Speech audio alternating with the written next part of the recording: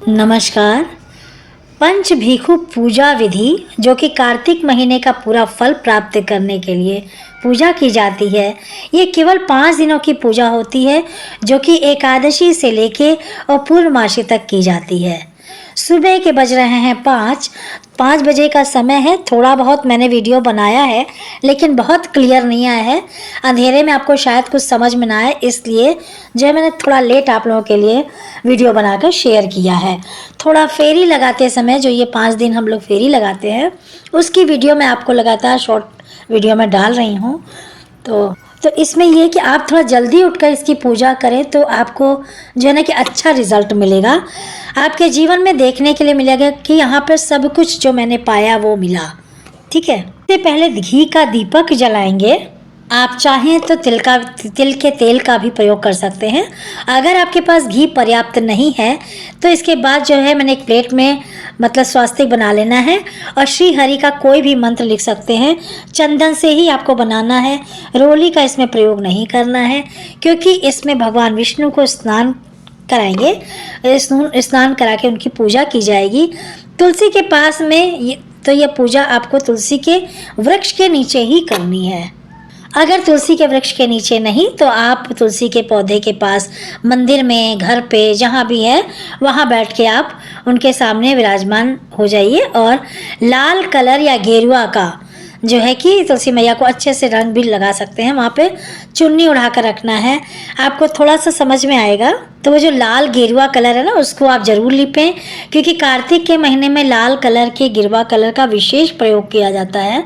तो इसके बाद जो है ना हम यहाँ पे स्नान करा रहे हैं। मैंने यहाँ पे हल्के गुनगुने पानी से अपने गोपाल जी का स्नान करा दिया है।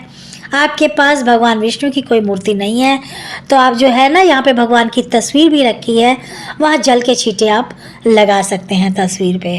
इस तरह की पूजा को पंच भीखु पूजा कहते हैं। ये पूरे कार्तिक के महीने का फल आपको प्रदान करती है। 5 दिनों की ये जो पूजा होती है सूर्य उदय होने से पहले आपको करनी होती है। तो इस बात का विशेष ध्यान रखिए कि ब्रह्म मुहूर्त में ही पूजा करनी है। थोड़ा सा लेट आपको बता रही हूँ ताकि स्पष्ट रूप से आपको थोड़ा समझ में आ पाए। खैर मैंने पहले की भी फ़ोटोज़ ली हैं तो वो भी मैं आपको शेयर करूँगी। भगवान का श्रृंगार करना है, इत्र लगाना है ना। पूजा का रूटीन बताने वाली हूँ कि किस तरह आपको पूजा करनी है। आपको कम से कम 5 बजे सुबह जल्दी उठना है। उसके बाद दरवाजे की दहलीज को लाल गेरुआ या हल्दी से लीपना है। इसके बाद आप नहाने चले जाएं। नहा धोकर आने के बाद अपने दरवाज़ों के दोनों तरफ दीपक रखना है। दीपक रखने के पश्चात जो है ना कि ठाकुर जी की पूजा करनी है। अगर आप इस तरह से पूजा करते हैं तो आपको अनंत गुना फल मिलता है। कार्तिक का महीना भगवान विष्णु का महीना है। तो अगर आपकी कोई विशेष मनोकामना है इन 5 दिनों में आप भगवान विष्णु की पूजा जरूर करें।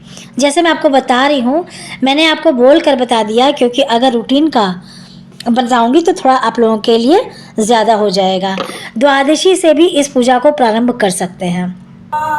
अगर एकादशी से ना कर पाएँ तो किसी कारणवश तो आप द्वादशी से भी कर सकते हैं, आपका हो जाएगा।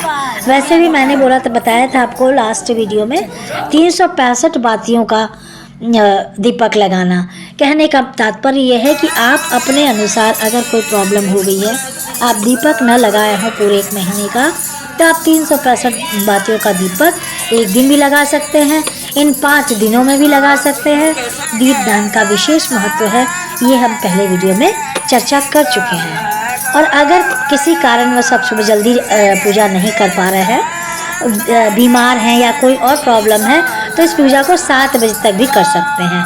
लेकिन अगर आप 7 बजे तक करेंगे तो जो सूर्य जो है ना उदय हो जाएगा, उस समय आप दीपदान नहीं कर पाएंगे। उदय होने के बाद तो खुद ही आग का वो है, तो आप दीपक हमेशा या तो सूर्यास्त के बाद या सूर्योदय के पहले लगाते हैं। तो पूजा करने की कोशिश करिए कि जल्दी ब्रह्म मुहूर्त में ही ये पूजा हो पाए। ये 5 दिन अगर आप 5 दीपक भी लगाते हैं तो बहुत फल प्राप्त होता है आपको। और ये भी बताना चाहूँगी कि यह ही नहीं है कि 5 दीपक का ही दान करो। अपने मन, श्रद्धा, भक्ति से जितना हो सकता है उतना आप दान कर सकते हैं। ठीक है। गृहस्थी में रह के बहुत सारी असुविधाएं हो जाती हैं, नहीं कर पाता, तो उस हिसाब से आपकी भक्ति भी भगवान बहुत बहुत प्रेम से लेते हैं। अगर आप भक्ति से 2 दीपक भी लगाएंगे तो वो भी आपको लगेगा। 7 दीपक से लेकर 108 दीपक तक जो है ना कि दान कर सकते हैं। कहा गया है कि दीपक की रोशनी जितनी दूर तक जाती है ना, उतना ही यश और कीर्ति आपको मिलती है। अपने जीवन में 100 बातों की एक बात कि दीपक दान, दीप दान का बहुत महत्व है। सूर्यास्त के बाद, सूर्योदय के पहले दीप दान अवश्य करें कार्तिक के महीने में। तुलसी पूजा में लोटा का जल डालिए। तुलसी को जो है ना कि एकादशी के दिन जल नहीं दिया जाता, तो मुझे तो केवल इतना ही पता है कि एकादशी के दिन तुलसी तोड़ी भी नहीं जाती। बाकी पूजा पाठ है, मैं प्रॉपर तरीके से करती हूँ। जिसके यहाँ जैसा होता हो उसी रस्म रिवाज को माने। सबके अपने अपने रस्म रिवाज होते हैं, तो ऐसा नहीं है कि जो कह दिया वो वीडियो में मान्य हो गया, ऐसा कुछ भी नहीं है। तो इससे भयभीत ना हो, बस ध्यान रखना है कि बहुत भक्ति से करनी है। चुन्नी उड़ा दीजिए। कार्तिक के महीने में तुलसी पर इस तरह से चुन्नी उड़ाई जाती है, इसलिए उड़ाई जाती है कि चीज़ों का महत्व समझिए।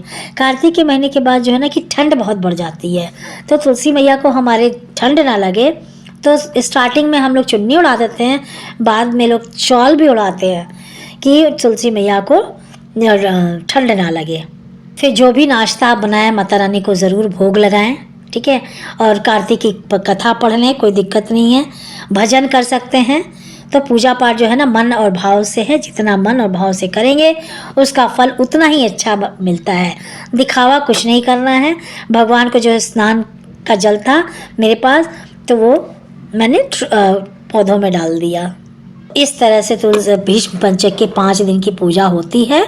आपको कैसी लगी हमारी जानकारी ज़रूर बताएं कमेंट करके, और वीडियो को लाइक करें, सब्सक्राइब करें और आइकॉन बेल को क्लिक करें। धन्यवाद।